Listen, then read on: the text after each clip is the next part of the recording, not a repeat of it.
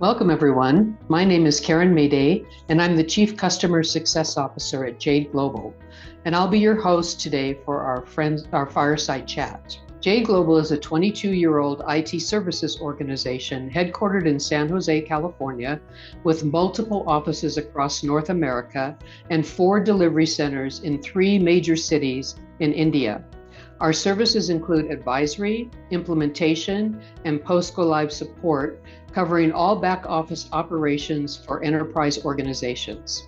I will be discussing the topic today with my colleague Rama, Jade's Chief Financial Officer.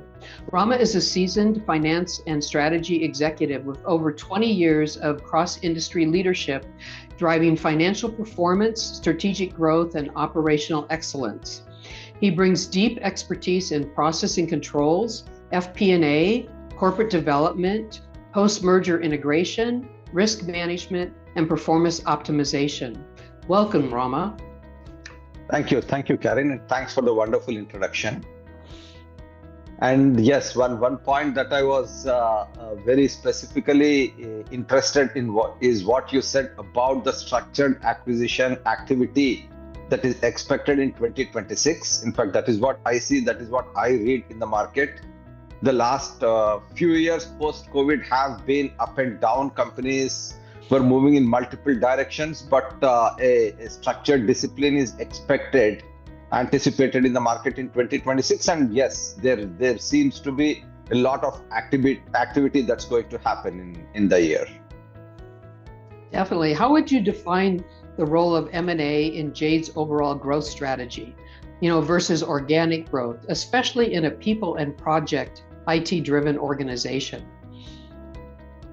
Yeah, see, there is one point. Early on when I started working in corporate development, someone told me that if a company is growing 40-50%, you don't have to get distracted and do acquisitions. But in the current age, with so many things going around, companies are certainly not seeing that growth. And probably that's one of the reasons even the strategics, tier 1 system integrators are very active in M&A. So when the organic growth has slowed down, everyone is trying to replace that growth with inorganic, with the acquisitions. Plus, of course, this sector is found to be very attractive by the private equities. And we see a lot of activity happening around this side. As far as Jade is concerned, yes, we are very keen and serious about growing through inorganic. Our organic growth is moving at a very healthy pace, but we want to focus on certain aspects, certain areas that can be complementary to our strengths. And with that in mind, we have been very seriously working over the last couple of years on acquisitions, and the same thing will continue as we get into 2026. Yeah, you're definitely personifying the scaling with purpose, right? That whole theory about that. Absolutely. So I want to congratulate you on the most recent acquisition that you did with D4M, the SAP company in the Midwest. Congratulations on that. And Thank you. So how does this acquisition fit into Jade's M&A strategy? Yeah, and the D4M was a very, very interesting and sweet acquisition for us. It was a great transaction. Typically, M&A strategy, and more specifically Jade strategy around M&A is from threefold: 1, geography; 2, technology; 3, industry vertical. As I said earlier, we are looking to add strengths that are complementary to what we already have. And it rarely so happens that you can find a target that fits all the 3 spheres of your M&A strategy. D4M, that way worked very well for us. It's a company operating in SAP space, which is an area where we are looking to make serious investments and grow rapidly.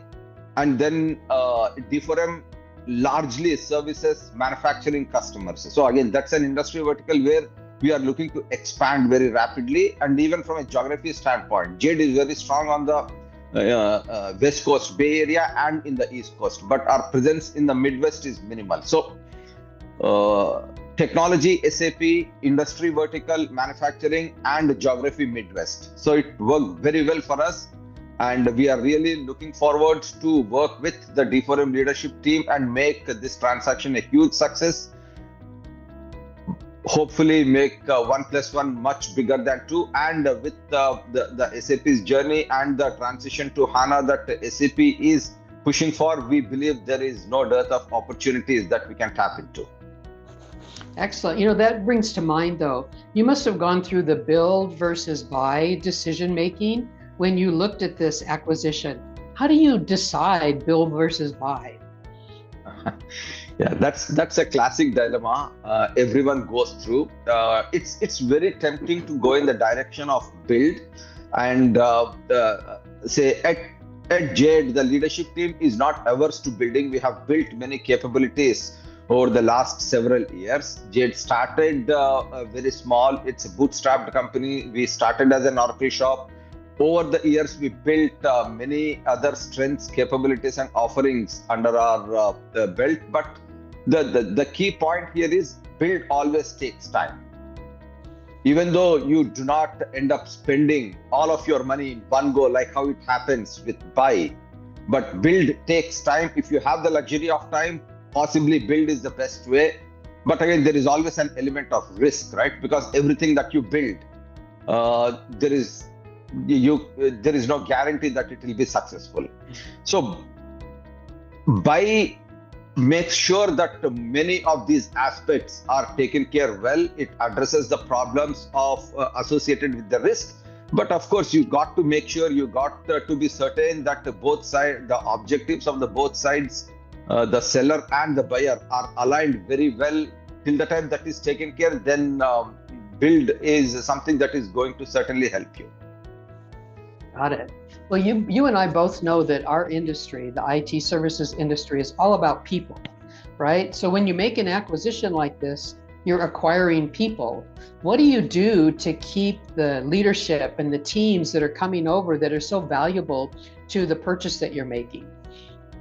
Of course, people is the key here, because in a services company, it's all people. Otherwise, what else are you buying? Yes, you buy the past credentials, you buy the client base, but all of that is meaningless unless you are able to take care of your people. So cultural alignment is possibly one of the most important factors in an acquisition. So one, you got to make sure that culturally the seller company and the buyer company look in the same direction, and then the objectives, both short-term and long-term objectives of the key people, should be aligned with the direction in which the acquirer wants to go. And if you are able to take care of the key people, ultimately people work for the leaders, right? So if you are able to take care of your key people, the leaders in the acquiring company, that ensures that you can take care of all the people. But of course, as I said earlier, cultural alignment is the key. That is something that you got to focus very clearly.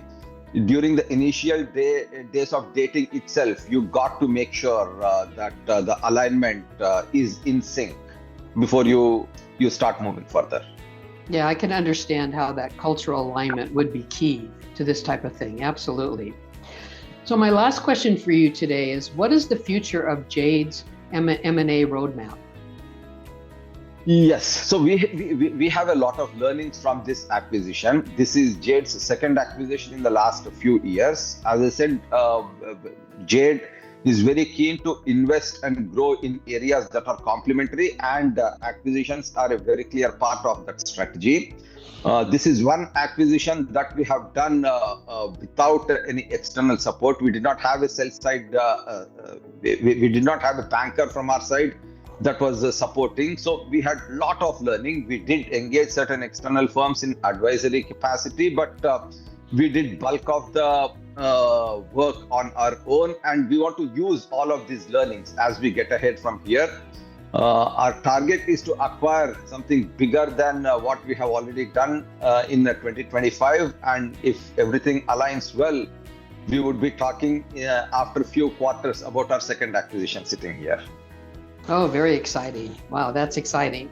Well, thank you, Rama, for your time today and answering my questions. And thank you, everyone who joined us today, for listening in on our chat. Please connect with Jade Global and follow us on LinkedIn for future fireside chats and business updates. Thanks, everybody. Thank you, Karin. Thanks, everyone.